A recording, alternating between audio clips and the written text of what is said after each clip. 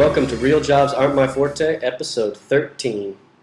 This is our final episode of Real Jobs Aren't My Forte. It's a sad day, but we're going to show you, because we got a lot of good stuff here, we're going to show you how to make a physical album, what it costs, about some shows we've been playing, our future plans, as well as our final lesson. So first, we've shown you guys in previous posts how to write music and figure out how to get it in the studio so you can actually get the music down on record. But once you have that, what do you do with it? How do you get it out on iTunes? How do you get a physical disc, etc., etc.? So what we did is we bought these cardboard cases here from a company called Groovehouse. It's just groovehouse.com. These cases cost about 60 cents each.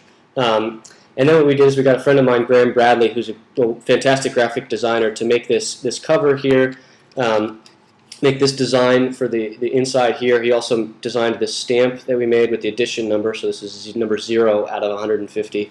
He also made a lyrics insert that we put in this side, and then there's a disc, physical disc in on this side.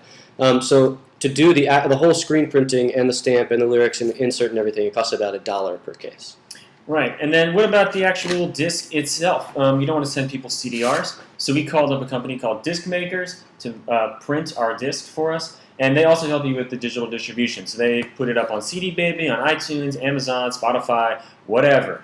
All that stuff, the digital distribution and the printing of the discs was about $2 per disc. I should also say that I had a terrible customer experience with them. Their employees gave me 3 distinct incorrect answers about problems I had, which ended up wasting a lot of my time and money. So if you can avoid them, please do. That's it. Everything totaled up, the discs, the covers, the printing, the lyric sheet, whatever. That was all about $3.70 per disc. And that amount would indeed come down if you started to scale up and make way more than the 150 discs that we made. So we've also had the opportunity in the last couple of weeks to play some original live music shows around Austin. So just last week we had a show at the Mohawk, which is one of my favorite venues in town. And we also recorded some video of that, which we'll put up alongside this post for you guys to check out. All right, and now our future plans. My plans are to stay here in Austin for at least another year. I have just signed the lease. I've also started a music lessons company, which will have other teachers teaching for me. The first of those lessons is going to start next Wednesday. I'm really excited to be getting that off the ground. I'm going to continue to play jazz gigs, probably play with Marshall Owen, our singer from Very Bad Wizard, and I will also continue to write and record on my own. As for me, I start my PhD program at Stanford in mid-September. But while I'm living in the Bay Area, I hope to get out and play with some other people, even if it's just finding some people to jam with or play a few jazz gigs here and there.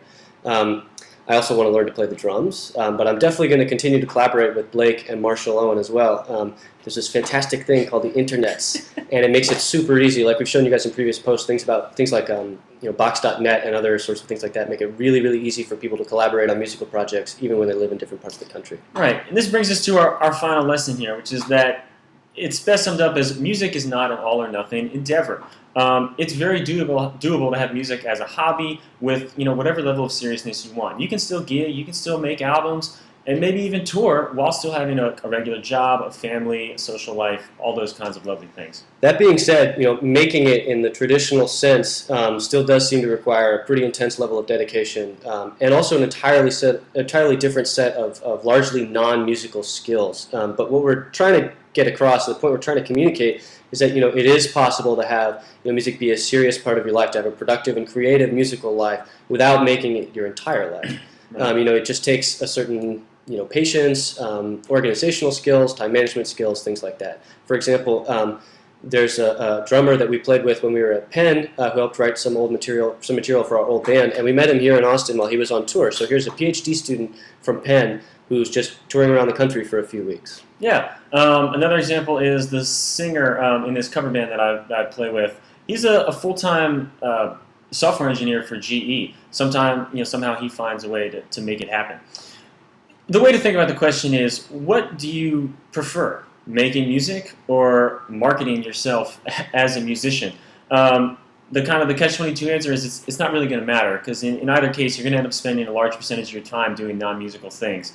If you choose to have a regular job and a family and all that, well, that's going to eat up a lot of your time. And if you choose to go like the full-on original music route, you might still have to have a regular job, and you're going to spend a ton of time booking shows, adding Facebook friends, and updating your Twitter feeds, and all this kind of craziness to get your name out there and do the marketing that's required to make it.